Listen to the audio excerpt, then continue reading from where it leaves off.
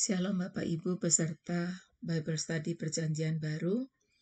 Hari ini kita akan melanjutkan pembelajaran kita dari Injil Yohanes. Kita sudah sampai di Injil Yohanes pasal 3 dan pada bagian ini kita akan mempelajari dua bagian.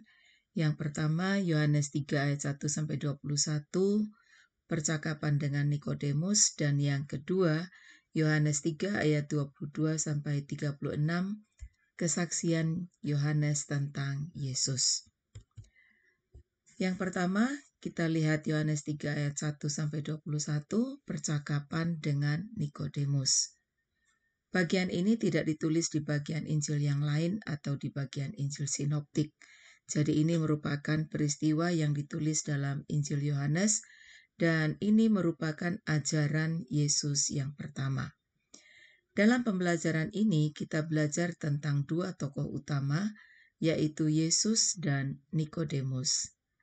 Siapakah Nikodemus itu? Dalam ayat 1 ditulis bahwa Nikodemus adalah seorang pemimpin agama Yahudi dan dia juga adalah seorang Farisi. Kemudian dia datang kepada Yesus pada waktu malam. Yohanes menulis dengan detail tentang seorang Nikodemus. Dia seorang Farisi dan pada umumnya orang Farisi itu tidak suka dengan Yesus, yang cenderung untuk mencari kesalahan Yesus. Nah, seandainya orang Farisi yang lainnya tahu Nikodemus datang kepada Yesus, tentu akan ada protes dari mereka terhadap Nikodemus, apalagi Nikodemus ini seorang pemimpin agama. Di sini kita melihat keberanian dari Nikodemus. Ada keingintahuan yang lebih dalam dirinya setelah dia melihat tanda-tanda yang dilakukan Yesus. Makanya di ayat Yohanes 3 ayat 2 dikatakan, ia datang pada waktu malam kepada Yesus dan berkata, "Rabi, kami tahu bahwa engkau datang sebagai guru yang diutus Allah, sebab tidak ada seorang pun yang dapat mengadakan tanda-tanda yang engkau adakan jika Allah tidak menyertainya." Di sini kita melihat bahwa Nikodemus mengakui Yesus sebagai seorang rabi, artinya guru. Lalu yang menarik ada kata kami tahu. Artinya bukan hanya Nikodemus, tapi paling tidak orang-orang yang ada di dalam kelompoknya, yakni orang-orang Farisi. Mereka tahu bahwa Yesus adalah seorang guru yang diutus Allah dan juga mengakui bahwa tanda-tanda yang dilakukan Yesus adalah karena Yesus ini disertai Allah. Tapi kenyataannya orang-orang Farisi menolak Yesus. Mengapa mereka menolak Yesus? Nah, hal ini akan kita bahas di dalam grup diskusi nanti. Nikodemus juga bukan hanya sekedar orang Farisi, tapi dia adalah pemimpin agama Yahudi. Lalu apa yang menyebabkan Nikodemus datang kepada Yesus? Tentu ada ketertarikan tersendiri. Nikodemus mampu melihat tanda-tanda yang dilakukan Yesus adalah tanda yang dilakukan karena penyertaan Allah. Nikodemus pengen tahu, itu artinya dia mau tahu sendiri dari Yesus, tidak mereka-reka seperti orang-orang dalam komunitasnya yang akhirnya memusuhi Yesus. Dia seorang pemimpin yang mau belajar langsung dari sumbernya. Nikodemus seorang yang punya sikap rendah hati. Yesus merespon Nikodemus dalam ayat 3, ya, Yohanes 3 ayat 3 dikatakan, Yesus menjawab katanya, "Aku berkata kepadamu, sesungguhnya jika seorang tidak dilahirkan kembali, ia tidak dapat melihat kerajaan Allah." Di sini Yesus melihat kesungguhan Nikodemus dan Yesus menjawab tentang hal yang terpenting bagi seseorang yang akan melihat kerajaan Allah. Hal terpenting itu adalah kelahiran kembali. Untuk melihat kerajaan Allah harus lahir kembali. Nikodemus, sekalipun dia seorang pemimpin agama, dia harus lahir kembali. Yesus menunjukkan hal yang dibutuhkan oleh Nikodemus adalah lahir kembali. Dalam bacaan selanjutnya, kita melihat bahwa Nikodemus tidak mengerti apa yang Yesus maksudkan. Makanya di ayat 10 dikatakan, jawab Yesus, "Engkau adalah pengajar Israel, dan engkau tidak mengerti hal-hal itu?" Di sini kita melihat bahwa bukan jaminan seorang pengajar Israel, tapi tidak paham tentang hal yang prinsip. Perlu bagi kita untuk paham akan hal ini. Mungkin kita pun telah menjadi orang Kristen, bahkan sudah menjadi pengajar. Suatu prinsip yang harus kita pahami untuk dimiliki dan juga untuk mengajarkan kepada orang lain, bahwa untuk melihat atau berada dalam kerajaan Allah harus lahir kembali. Apa artinya lahir kembali? Lahir kembali adalah sebuah proses perubahan dari manusia berdosa menjadi manusia ilahi yang dikerjakan oleh Roh Kudus. Manusia berdosa hanya mampu melihat yang jasmani, tidak mampu melihat yang rohani. Itulah yang terjadi dengan Nikodemus. Dia hanya berpikir dan melihat yang jasmani. Itu sebabnya ketika Yesus bicara tentang lahir kembali, jawabannya kita dapat baca dalam ayat 4. Kata Nikodemus kepadanya, "Bagaimanakah mungkin seorang dilahirkan kalau ia sudah tua? Dapatkah ia masuk kembali ke dalam rahim ibunya dan dilahirkan kembali?" Nah, di sini nyata benar bahwa yang dipikirkan oleh Nikodemus sangat duniawi. Konsepnya konsep duniawi. Yang dia tahu orang kalau lahir itu ya keluar dari seorang perempuan. Makanya jawabannya seperti tadi.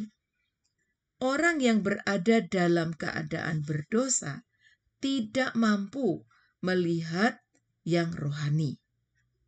Selanjutnya Yesus berkata kepadanya dengan lebih jelas di dalam ayat 5-8 yang berkata, "Aku berkata kepadamu, sesungguhnya jika seorang tidak dilahirkan dari air dan roh, ia tidak dapat masuk ke dalam kerajaan Allah. Apa yang dilahirkan dari daging adalah daging, dan apa yang dilahirkan dari roh adalah roh. Janganlah engkau heran karena aku berkata kepadamu, kamu harus dilahirkan kembali. Angin bertiup kemana ia mau, dan engkau mendengar bunyinya, tetapi engkau tidak tahu dari mana ia datang atau kemana ia pergi. Demikianlah halnya dengan tiap-tiap orang yang lahir dari roh." Yesus berkata bahwa jika seorang tidak dilahirkan dari air dan roh, ia tidak dapat masuk ke dalam kerajaan Allah. Pada ayat 3 tadi kita sudah baca ya, bahwa Yesus berkata, sesungguhnya jika seorang tidak dilahirkan kembali, ia tidak dapat melihat kerajaan Allah. Selanjutnya di dalam ayat 5, Yesus berkata, sesungguhnya jika seorang tidak dilahirkan dari air dan roh, ia tidak dapat masuk ke dalam kerajaan Allah. Di ayat 3, jika tidak dilahirkan kembali, tidak dapat melihat kerajaan Allah. Di ayat 5, jika tidak dilahirkan dari air dan roh, tidak dapat masuk ke dalam kerajaan Allah. Kerajaan Allah adalah kerajaan rohani yang hanya bisa dilihat oleh mata rohani. Sangat penting untuk lahir kembali agar mata duniawi ini dicelikkan untuk melihat secara rohani.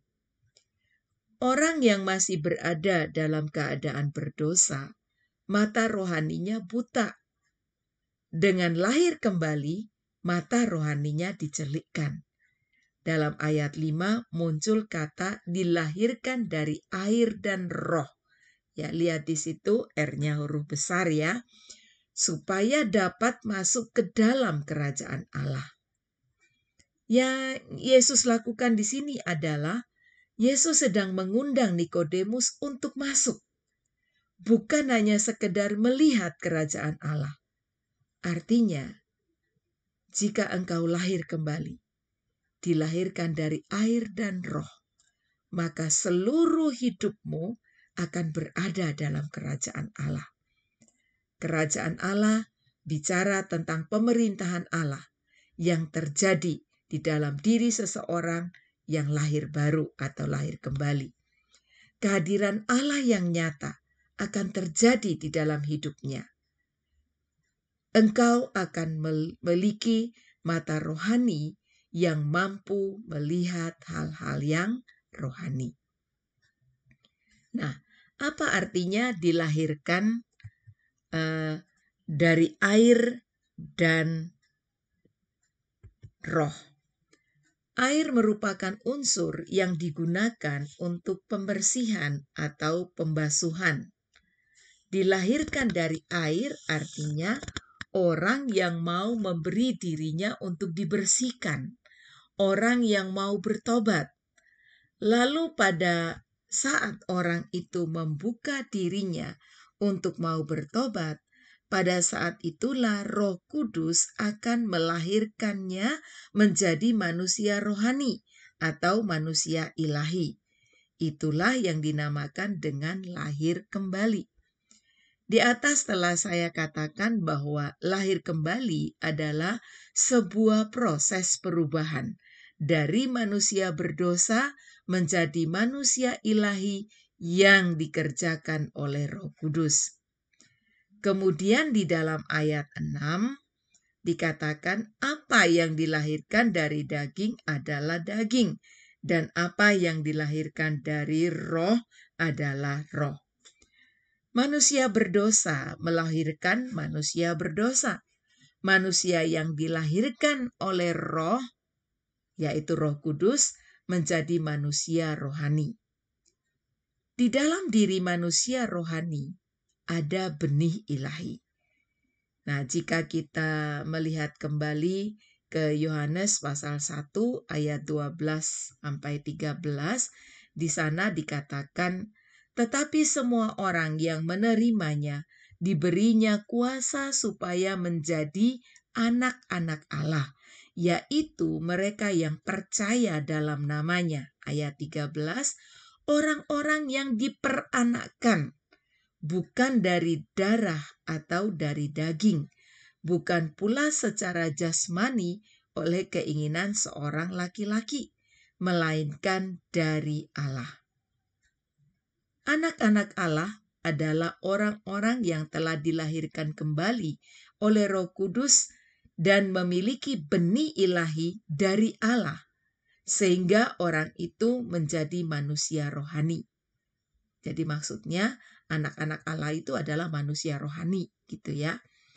Ayat 8, angin bertiup kemana ia mau dan engkau mendengar bunyinya, tetapi engkau tidak tahu dari mana ia datang atau kemana ia pergi.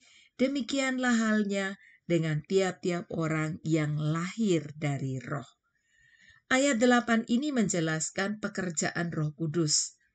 Dia bekerja dengan caranya, maksudnya caranya sendiri ya, dan tidak ada seorang pun yang tahu.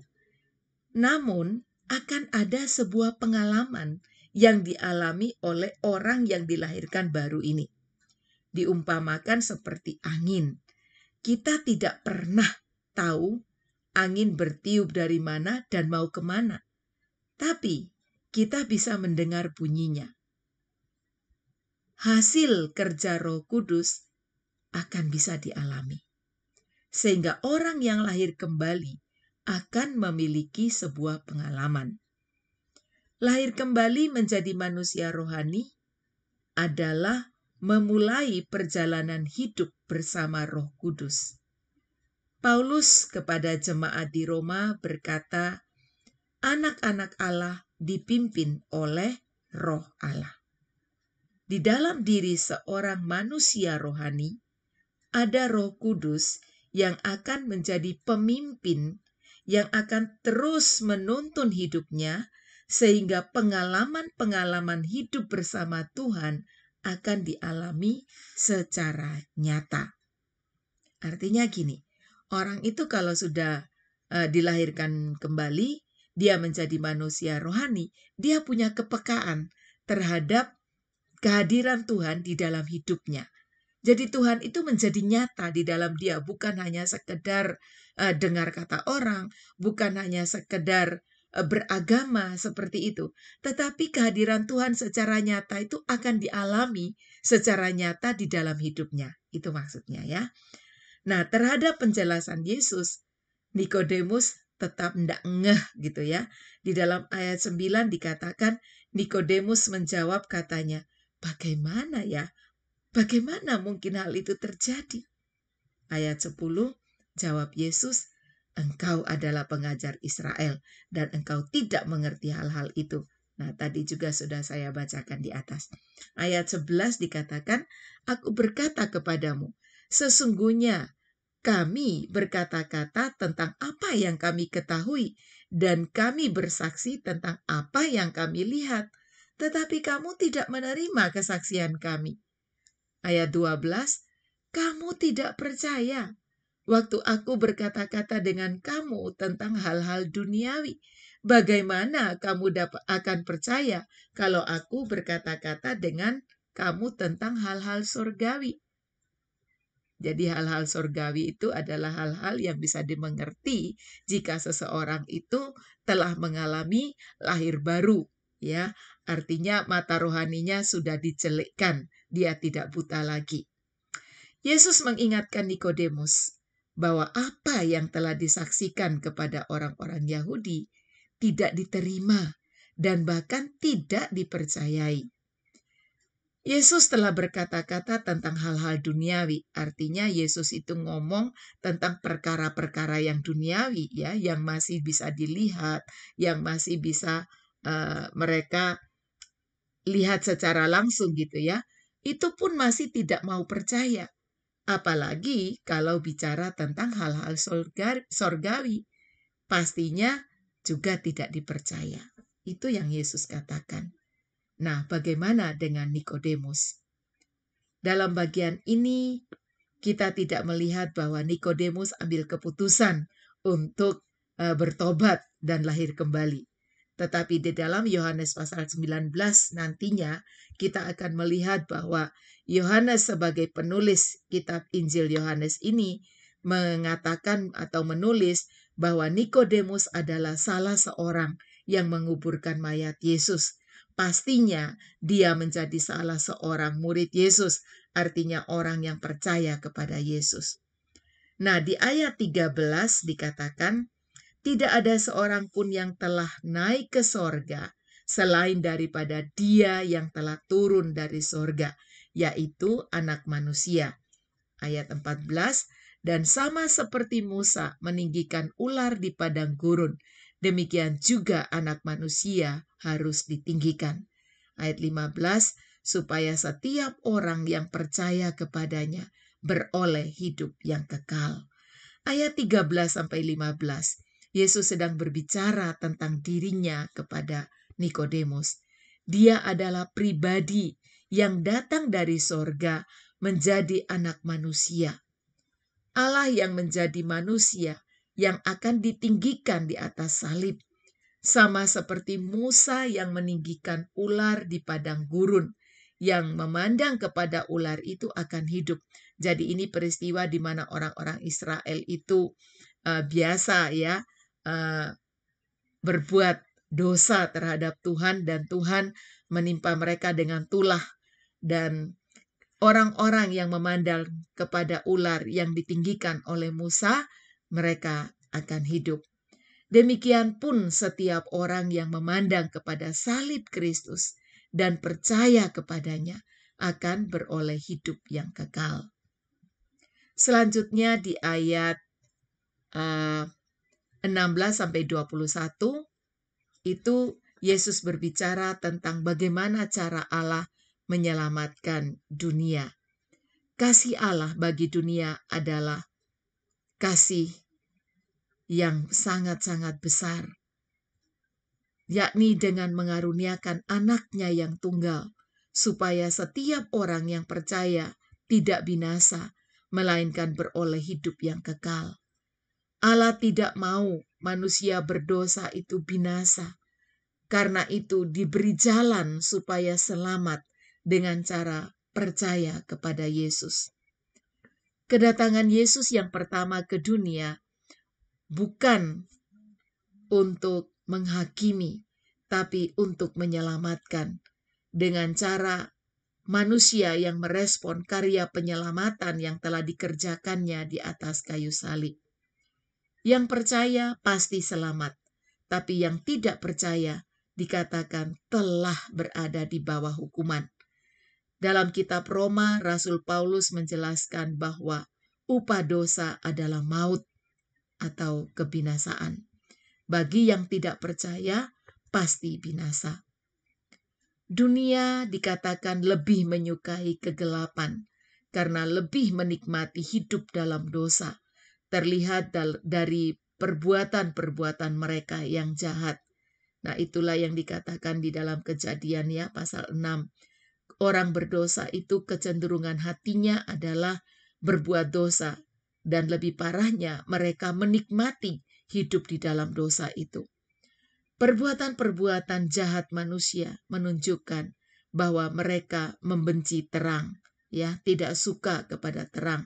Sedangkan di dalam pasal 1 kita sudah belajar bahwa Yesus itu membawa terang, ya.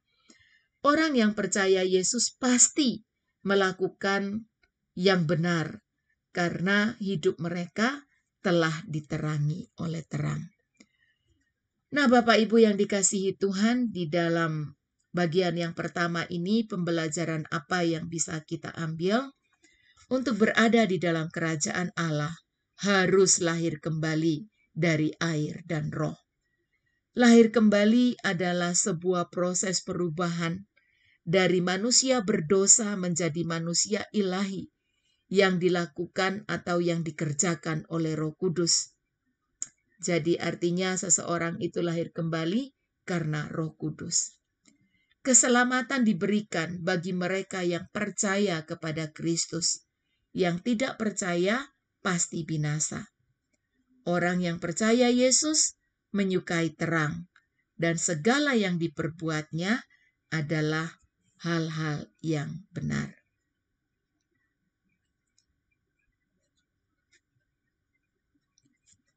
Dari Yohanes pasal 3 ayat 22 sampai 36, kita melihat kesaksian Yohanes tentang Yesus. Bagian ini pun hanya terdapat di dalam Injil Yohanes saja. Jadi tidak ada di dalam Injil Matius, Markus, atau Lukas yang disebut dengan Injil Sinoptik. Yohanes menulis bahwa Yohanes Pembaptis dan Yesus sama-sama membaptis. Dalam Injil Sinoptik tidak pernah ditulis ya bahwa Yesus itu membaptis. Hanya dalam Injil Yohanes. Perlu kita ingat bahwa baptisan Yohanes itu adalah baptisan pertobatan, lalu baptisan yang dilakukan Yesus itu untuk apa, kan gitu ya. Yesus membaptis orang-orang yang meresponnya, yang mau ambil komitmen untuk mengikuti Dia. Ketika melihat bahwa lebih banyak orang yang datang kepada Yesus untuk dibaptis, nah murid-murid Yohanes mempertanyakan hal itu. Ya, di dalam ayat 26 dan 27 dikatakan seperti ini. Lalu mereka datang kepada Yohanes dan berkata, Rabi, orang yang bersama dengan engkau di seberang sungai Yordan yang tentang dia engkau telah memberi kesaksian, dia membaptis juga, dan semua orang pergi kepadanya. Ayat 27, jawab Yohanes, tidak ada seorang pun yang dapat mengambil sesuatu bagi dirinya kalau tidak dikaruniakan kepadanya dari sorga. Nah, mendengar yang dikatakan oleh murid-muridnya kepada Yohanes Pembaptis, bahwa semua orang pergi kepada Yesus untuk dibaptis, Yohanes Pembaptis tidak merasa bahwa Yesus adalah saingannya. Dia tidak iri terhadap pelayanan yang dilakukan Yesus. Namun sebaliknya Yohanes Pembaptis mengajak murid-muridnya untuk belajar, melihat bahwa yang dilakukan Yesus itu karena dikaruniakan dari sorga, artinya datang dari Allah ya. Yohanes Pembaptis kembali mengingatkan murid-muridnya tentang siapa dirinya, dan dia bukanlah Mesias, tapi dia adalah orang yang diutus mendahului Mesias atau mendahului Yesus ya. Karena kita sudah belajar bahwa Yesus itu adalah Mesias, anak Allah. Dalam ayat 29 dikatakan, yang empunya mempelai perempuan ialah mempelai laki-laki. Tetapi sahabat mempelai laki-laki yang berdiri dekat dia dan yang mendengarkannya sangat bersukacita mendengar suara mempelai laki-laki itu. Itulah sukacitaku, dan sekarang sukacitaku itu penuh.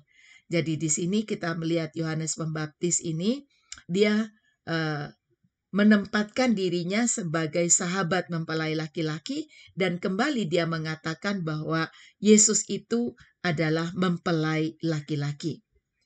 Nah, di sini kita melihat ada sebuah teladan yang Yohanes Pembaptis berikan kepada murid-muridnya, yakni kita harus bersukacita karena keberhasilan orang lain. Istilahnya, bersukacita dengan orang yang bersukacita.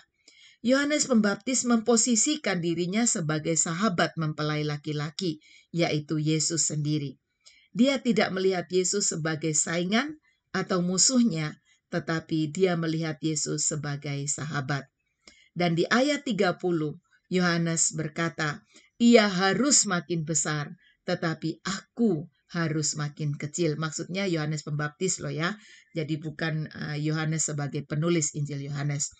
Ayat ini benar-benar terjadi, di mana Yesus makin besar, makin termasyur, dan Yohanes Pembaptis makin kecil, bahkan berada di dalam penjara, dan akhirnya kepalanya dipenggal atas permintaan Herodias melalui putrinya kepada Herodes. Nah, selanjutnya kita lihat ayat 31 sampai 36.